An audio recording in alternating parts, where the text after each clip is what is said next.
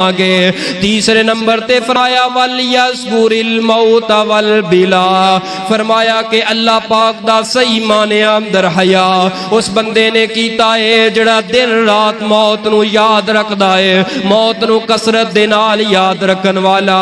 اے میری ماں اپنے خاوند دی بےزتی کرن تو پہلے موت نو یاد رکھی۔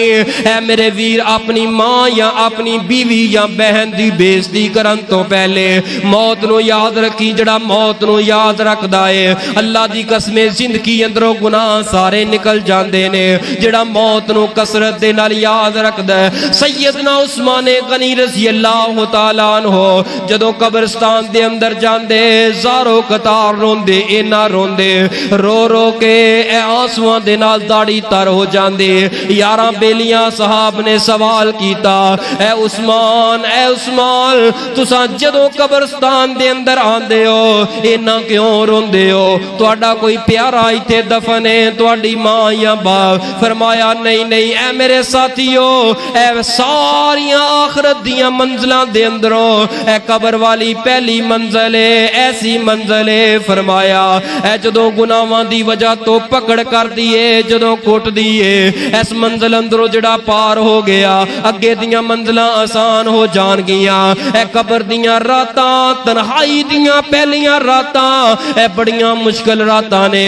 میں جدوں قبر نو آ کے وینا، اے تھوڑی جی جگہ نو آ کے وینا، اے میرے یارو میں اسے وقت زارو کتار کیوں نہ رواں؟ بے ساختہ اکھاں ڈل پیندیاں نے، پانی نکل آندا ہے کہ جدوں موت آئے گی اپنے سارے بیگانے ہو کے دفن کر کے چلے جان گے، اپنے سارے چھڑ کے تنہا چلے جان گے۔ اس قبر دے اندر کی ہوئے گا؟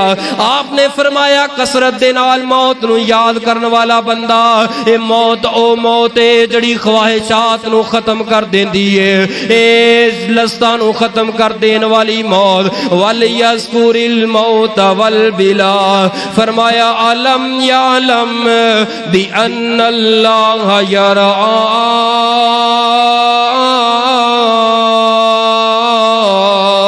سونیاں زندگی اندر سکون چاہنا ہے، موت نو کثرت دے نال یاد رکھ۔